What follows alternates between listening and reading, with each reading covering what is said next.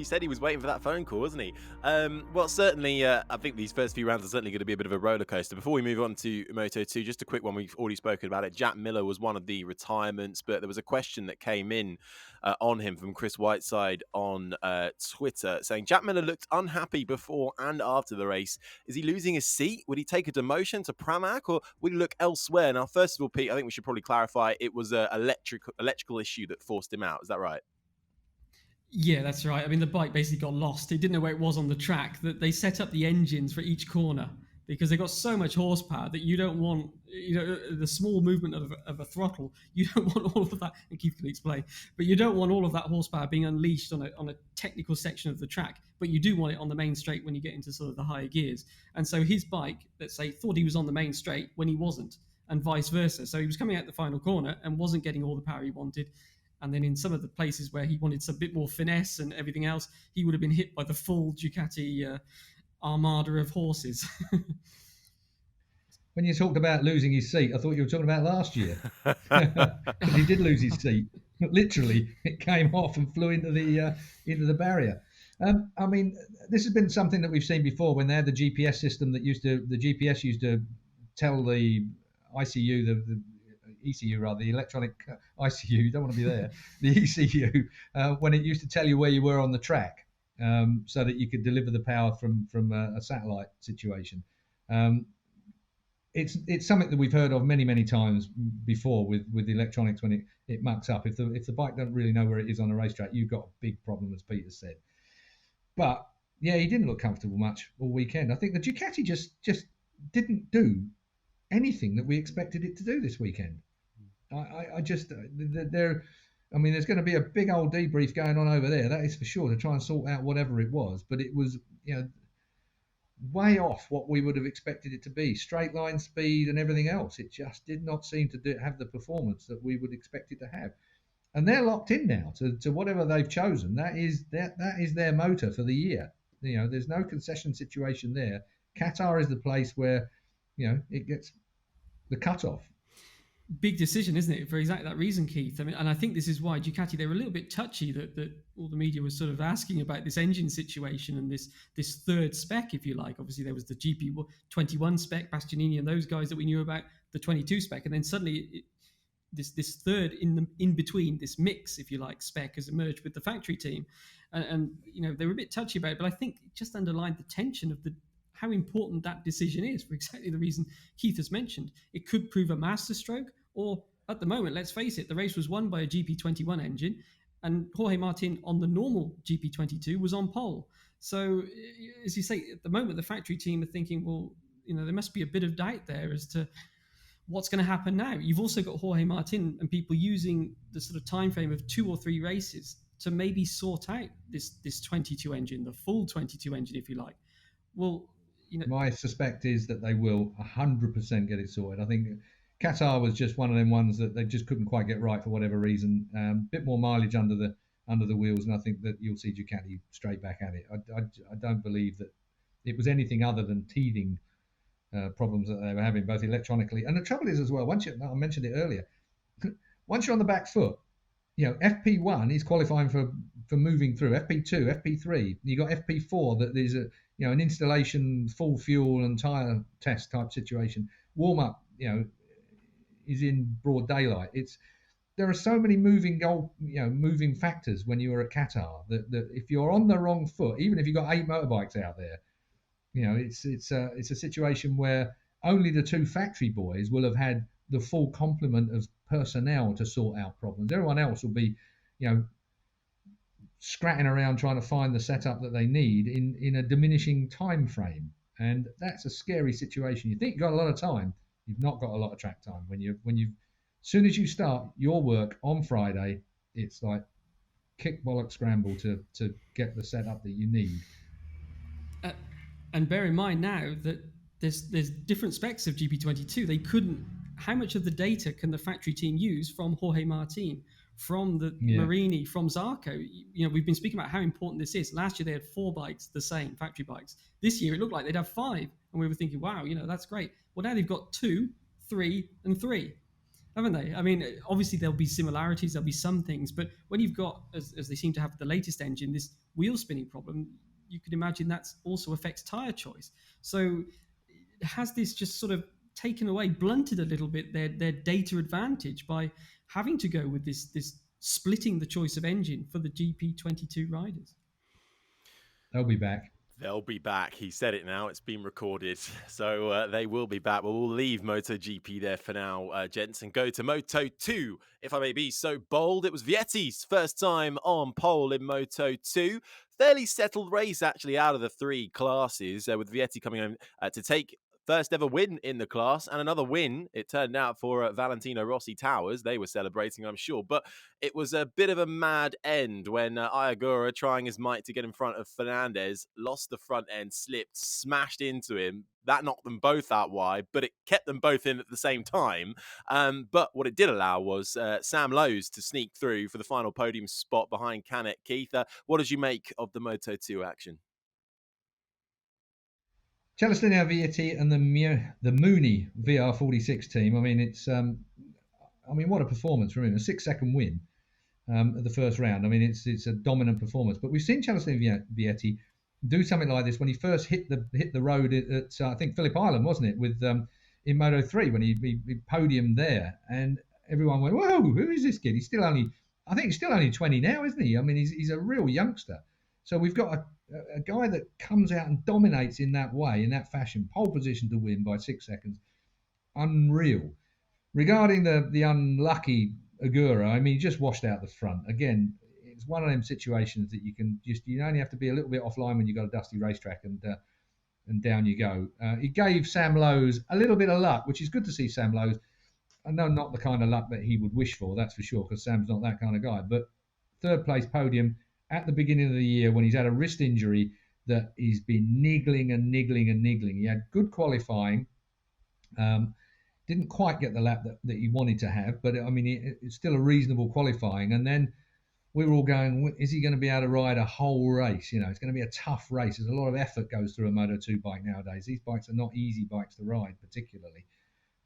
He rode a great race to put himself in a position to pick up the pieces should anything happen. And lo and behold, last bend, last lap, he rolls round into third place. Brilliant. Good luck, Sam, for the rest of the year. Yeah, that was great to see Sam. Was it? You could see what it meant to him. He didn't know if he could ride, as you say, Keith. I mean, to go from that situation, and it must have been really frustrating because a tendonitis, it wasn't that he'd made a mistake and hit the ground and hurt himself. It was just one of these things that flared up at just the wrong time, cost him a day of pre-season testing, things like that. But yeah, he did exactly what he needed to do under those circumstances, not being fully fit. He was there in the right place at the right time, and yeah, so as we say, he's the experienced guy this year, isn't he? More than ever, with these guys like Vietti and Canet and Acosta and all these other people that I'm sure we'll come on to. But Sam's advantage is he's got that experience, and if he can keep doing these kind of rides, we see it quite a lot when he's injured. That's the strange thing, isn't it? It's almost like when he's injured, he dials it back that little bit, and then it just comes to him. He doesn't force it quite as much. And so yeah, fantastic start for Sam, and let's hope he can build on it and carry it through. Absolutely. And another person we've always got our eye on, of course, is Pedro Acosta. Managed to come through for 12th in the end, but he ran wide and got pushed out in turn one, which sort of dropped him to the back, didn't it, Keith? But he only managed to sort of carve through to 12th. I wouldn't say he was setting the world alight. Do you think that perhaps he's been taken a little bit by surprise at how competitive and difficult Moto2 is? No, not after the testing. He knows the bike. At the end of the day, it didn't quite come together for him at the first round in Moto2. But I think that to even finish where he did, when you look at the people that are around him, I mean, he beat Albert Arenas, Alcoba Fanati. There are a lot of quite big names that were behind him. Gabby Rodrigo's behind him. I think it's with Moto2. It's mega competitive, and I think that he had it was a roller coaster ride for Acosta at this round in Moto2. I think that we will see this kid right at the very, very front. I'm amazed at how well he got on in testing on that bike straight away. There's a big jump from Moto3 to Moto2, a lesser jump perhaps from Moto2 to MotoGP. It used to be the other way around. There was a smaller jump between Moto3 and Moto2, and then a big jump up those riders like Darren Binder who've gone straight through to Moto3 to the MotoGP. Jack Miller went from Moto3 straight through to MotoGP. That's a massive jump in all terms. Psychology, physique, technique, everything else. And Alcoba has looked brilliant this year so far. He was below the radar a little bit, I suppose, in Qatar, but he'll be straight back at it. I mean, what can you say? Joe Roberts, only 8th, perhaps. Cameron Beaubier behind him. I expected, don't know why, I just expected more from Beaubier at the opening round as well, because he's kind of my American that I'm watching. He's my go-to American at the moment, Beaubier.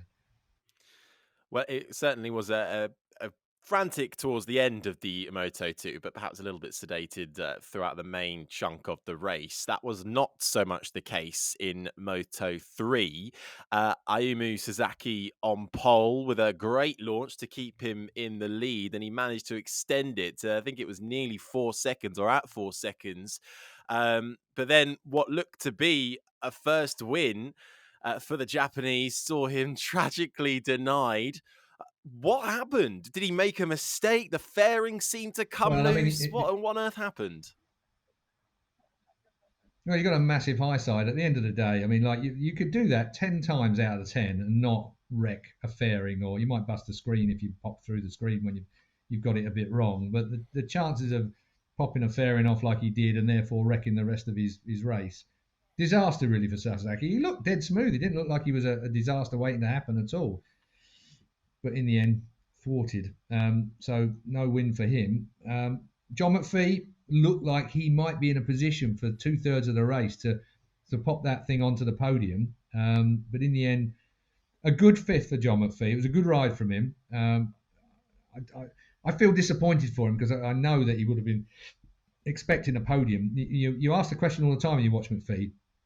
Is he just hanging on in there, making sure his tyres and everything are good for late on in the race, because he's a thinker, McPhee. In the end, 5th place, good place to start the season off, I suppose, with, but he'll be looking for better this year.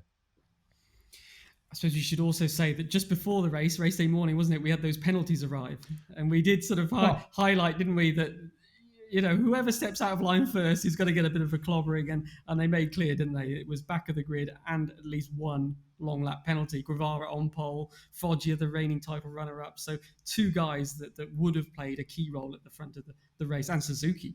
He'd been fast in testing as well, and so yeah, there was 3 guys that really were taken out of contention as well. So that sort of altered things a bit, but maybe sent the right signal.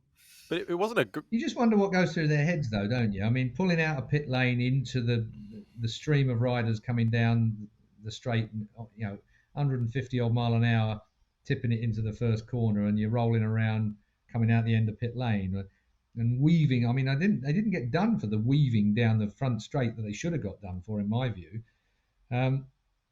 You just wonder what goes through their heads. What on earth? They know they're going to get a penalty now. The consistency in penalties will be there this year because the powers that be have looked at every single thing that happened in the last 2 or 3 years and have decided to be pretty tough. And they wrecked their weekend by a bit of stupidity. I don't get it. Garcia had a damn good race though, didn't he? Garcia came through, finishing up in 2nd place. So I mean, I think Sergio Garcia, he might be the man this year. I think I put money on Foggia, but Garcia, Foggia, it's going to be one of them years, I feel. Well, it was a great... giving himself the work to do after the first round. It might have been heartbreak, of course, for Sasaki, but it left for a great sort of 5-way battle, didn't it, between Andrea Migno, Garcia, Onshu, Toba, and John McPhee. Fell back just in the last couple of laps, but it was Migno who managed to stay in front and take his 2nd win in Moto3, made it another win for a Valentino Rossi seal of approval too, ends a 4-year win drought for him as well. But just actually, Pete, on the penalties and Foggia, especially, obviously title runner-up last year, everyone high hopes for him. Not the best way to start his season, is it? And he didn't cut through the field as perhaps expected either. Of course, he made his way up to 7th in the end, but also got a track limits warning during the race too. It just looked a bit messy. After Acosta won from pit lane, there was always this feeling, wasn't there? Well, hang on a minute, they're at the back of the grid, and then they've got these added long laps, and Foggia was the only one that got one long lap for the weaving. The others didn't, so he got one long lap for pulling out, as Keith mentioned, in front of people, and then they gave him another one for the weaving, which was the more dangerous. It was quite violent, wasn't it? The way that he was. It's something that's almost been solved in well, you'll know Harry more than me, and Keith also, that they've clamped down on that kind of weaving, haven't they, in four-wheel sport a lot more. The rules are a lot clearer. I think, is it one move you're allowed, and then you can move back to the line.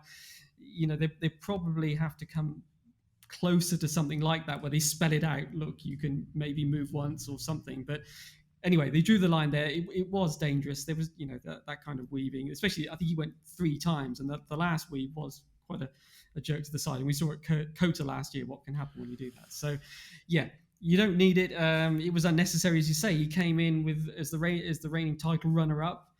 Great preseason, had everything in place. And, yeah, if he'd have been able to potentially replicate what Acosta did, overcoming these penalties, it wasn't out of the question. He could have been at the front, but yeah, it just didn't work out for him. I think last year there was a few riders that sort of said, look, what Acosta did was amazing, but the guys at the front held themselves up a bit and sort of, he sort of caught them off guard because they were messing around a bit and maybe not showing their full pace, not realizing that there's this guy closing in from behind. So maybe it's a faster race this year, and maybe that made it tougher for him. But yeah, definitely not the start. I mean, and of course his teammate as well. So for both Leopard riders, it wasn't the start they were looking for. No, but it was certainly an entertaining Moto3 race nonetheless. Now, last few minutes, let's come back up to MotoGP, because I just wanted to touch on the rookies. I feel like it's probably worth a mention for them as well. Remy Gardner led the rookie way, but 15th was the best he could manage, ahead of Darren Binder, Fabio Di Giannantonio in 17th, and Ralph Fernandez 18th. So the rookies certainly very much bringing up the rear of the field. Keith, how do you make of our rookies in their first race this season? Remy scoring a point, world Moto2 champion, scoring a point with a busted wrist. I'm all right with that. I think he's managed something that, he's a tough kid. He got his head down and he got on with the business. It's a situation where, that wrist could be niggling throughout the year. So to score just 1 point and to be ahead of the rookies, I would say that he'd be pretty happy with that. And I am. I think that for what it's worth. I think he did a good job. One person he wasn't happy with was Darren Binder. He felt that they were battling obviously for most of the race, and he felt some of the moves were a little bit over the line. But Darren, and he'd have been surprised by that. Exactly. Yeah, Darren said he had no idea. What he thought it was all fine. So anyway, they had a great battle, didn't they? As you say, there was 4 rookies there. And let's be honest, I mean, Darren Binder, that was a great ride from him. I think his best race lap, like 1.2 seconds off the top, only a fraction behind Dovi. I mean, he really, he showed good pace in that race, and fighting for the final point. Bezzecchi, obviously, of the rookies, didn't make the finish, but the other guys, Fernandez, I guess I think I expected a little bit more from him in qualifying. We'd heard even the factory KTM guys sort of highlight that Fernandez might, in terms of a 1-lap pace, he already looked in testing like he could pull out a quick lap time. We'd seen that, but we didn't really see that this weekend. It was quite a quiet weekend from him. And so I think, as Keith said, for Remy to come out as top rookie, given his wrist condition, it hurt. It hinders him more, let's say, in qualifying, it seems. When you've got to really push to the limit, that's when it really hinders him. But clearly he's not 100% yet. Let's hope that the wrist is in better condition for 2 weeks' time. Well, look, that just about brings us up to speed, I think. And we'll be back next week to preview the new track in Indonesia, Mandalika, next week. Will that surface be ready in time? Will Yamaha, Ducati get their acts together? What about Suzuki? Can they show their real true pace?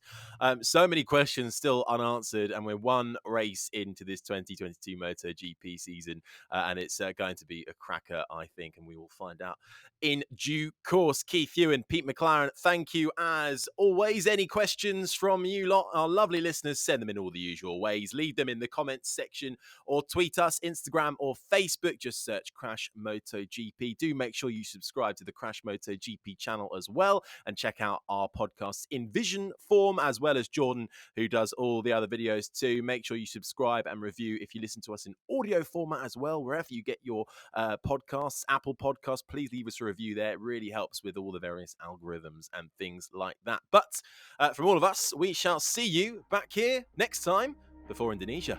Bye-bye. Bye.